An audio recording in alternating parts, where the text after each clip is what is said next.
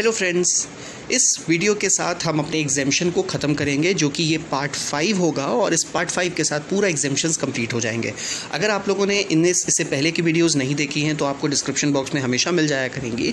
आप ये पांचों एग्जाम्शंस को अच्छी तरह से देख लीजिए, आपको क्लियर हो जाएगा कि किस किस चीज़ों के ऊपर, किस किस सर्विस या गुड्स के ऊपर गवर्नमेंट ने एग्जाम्शन प्रोवाइड कर रखी है। दैट मीन्स कि आपको इनके ऊपर GST की एप्लीकेबिलिटी नहीं होगी। पार्ट नंबर 5 में आज हम डिस्कशन करेंगे। सबसे पहले शुरुआत करेंगे इंश्योरेंस सर्विसेज से। भाई सिंपल सी बात है कि अगर कोई इंश्योरेंस सर्विस आपको मिली है या आपने इंश्योरेंस लिया है तो ऐसी सिचुएशन पे भी कोई भी GST की एप्लीकेबिलिटी नहीं आएगी। ये अगर ग्रुप इंश्योरेंस है under the central government scheme, जो कि बेसिकली प्रोवाइड किया गया है गवर्नमेंट एम्प्लॉयज़ को, जैसे कि आर्मी के लोग, नेवी के लोग या एयरफोर्स के लोग, तो लोगों को ही एग्जाम्पशन मिलेगा अंडर ग्रुप इंश्योरेंस स्कीम में।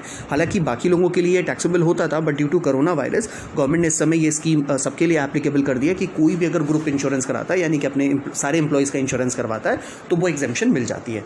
नेक्स्ट बात, अगर कोई life insurance annuity under pension scheme में भी कोई अगर सर्विस कराता है तो वो भी एग्जाम्प्ट होगी।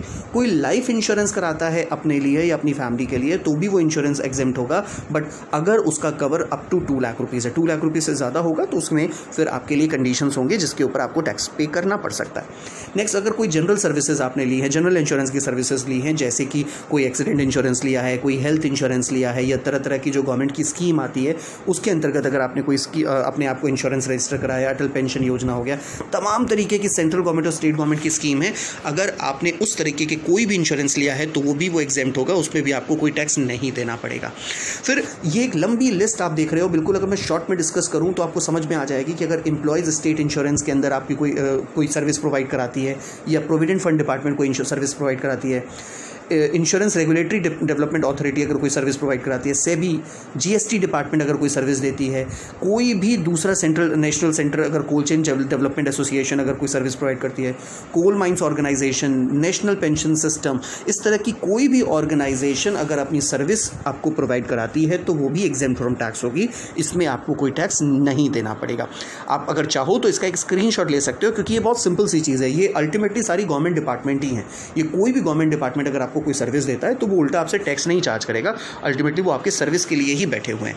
कोई भी अगर लाइसेंस की भी सर्विस अगर आपको दी जाती है, आप अगर स्क्रीन के सबसे टॉप पे देखें तो फूड लाइसेंस की यहाँ बात हो रही है, FASSAI।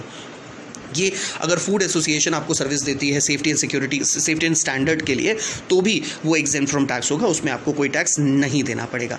एक बहुत इंटरेस्टिंग सी बात आती है, service by business facilitator, business correspondent. आपके बिजनेस की ग्रोथ के लिए, आपको बिजनेस को सपोर्ट करने के लिए कोई सर्विस देता है तो भी वो एग्जेम्प्ट फ्रॉम टैक्स।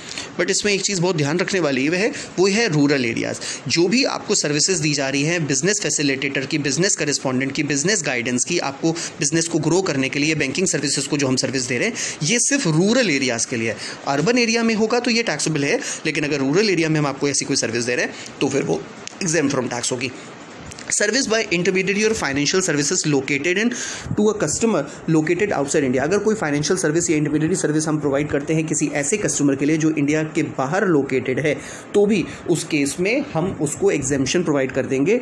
ध्यान रखिएगा कि international financial services in currencies other than INR होना चाहिए, यानी कि फॉरेन करेंसी में अगर आपने सर्विस दी है एज ए इंटरमीडिएरी की तो ही वो एग्जेम्प्ट होगा, और वो भी किसको देनी होनी चाहिए, वो विदेशी किसी पर्सन को देनी होगी। नेक्स्ट फिर बात आती है सबसे टॉप पे, अगर आप देखिए तो service provided by specified organisation for religious pilgrimages, यानी कि जो श्रद्धालु विदेशी जो श्रद्धालु आते हैं, अगर श्रद्धालुओं को कोई सर्विस दी जाती है स्पेसिफाइड ऑर्गेनाइजेशन द्वारा, तो वो भी फिर एग्जेम्प्ट फ्रॉम टैक्स होगी, उसमें भी कोई टैक्स नहीं लगेगा। जैसे कोई कैलाश मानसरोवर की यात्रा के लिए जाता है या कोई हज के लिए यात्रा के लिए जाता है, तो ऐसी सर्विसेज गवर्नमेंट प्रोवाइड कराती है या पब्लिक कोई एसोसिएशन ऑर्गेनाइजेशन प्रोवाइड कराती है, तो वो जो एसोसिएशन है वो अप्रूव्ड होनी चाहिए। ये एक सबसे प्राइमरी कंडीशन है कि अगर ये कंडीशंस अप्रूव्ड हैं तब फिर वो ऑर्गेनाइजेशन अगर अप्रूव्ड है और वो सर्विस अगर आपको दे रही है तो फिर वो भी एग्जेम्प्ट फ्रॉम टैक्स होगा, उसमें आपको कोई भी चार्ज नहीं किया जाएगा।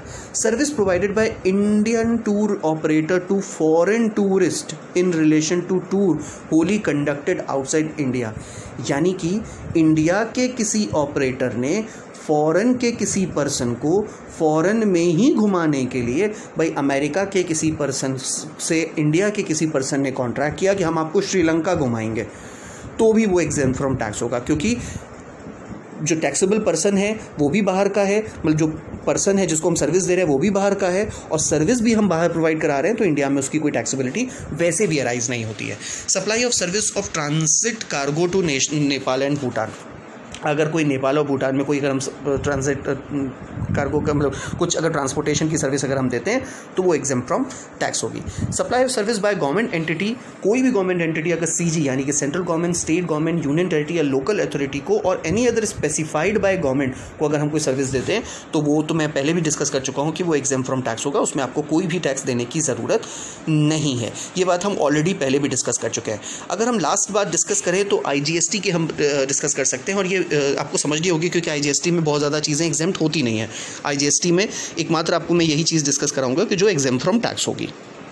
ये बातें इतनी सिंपल हैं कि आपको एक बार में समझ में आ जाएगी, तो इसमें आपको ज़्यादा प्रॉब्लम फेस करने की ज़रूरत बिल्कुल भी नहीं पड़ेगी। बिल्कुल सिंपल सी बात है कि अगर कोई इंडियन एस्टैब्लिशमेंट है और वो किसी फॉरेनर को कोई सर्विस देता है जो कि सिचुएटेड है outside India, place of supply is outside India, तो ऐसी सिचुएशन पे IGST एप्लीकेबल नहीं होगा, IGST एग्जेम्प्ट फ्रॉम टैक्स होगा।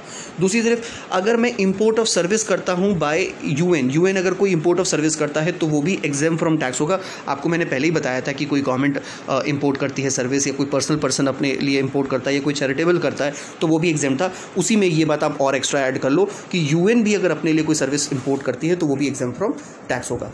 नेक्स्ट बिट, कोई भी अगर इंपोर्ट ऑफ सर्विस होता है ऑफिशियल पर्पस के लिए, फॉरेन डिप्लोमेटिक मिशन के लिए, देखो ये बात अगर जो एडिशनली जोड़ दी गई है ना तो यहाँ पे एक बहुत बड़ा कैच है जो आपको समझना पड़ेगा। यहाँ क्लियर कट कह दिया है ऑफिशियल पर्पस, दैट मीन्स अगर पर्सनल पर्पस होगा तो ये टैक्सेबिलिटी अराइज होगी, और इंपोर्ट ऑफ गुड्स होगा तो टैक्सेबिलिटी अराइज होगी। तो यहाँ पे क्लियर कट का है कि इंपोर्ट ऑफ सर्विस होना चाहिए, ऑफिशियल पर्पस के लिए होना चाहिए और फॉरेन डिप्लोमेटिक मिशन के लिए होना चाहिए।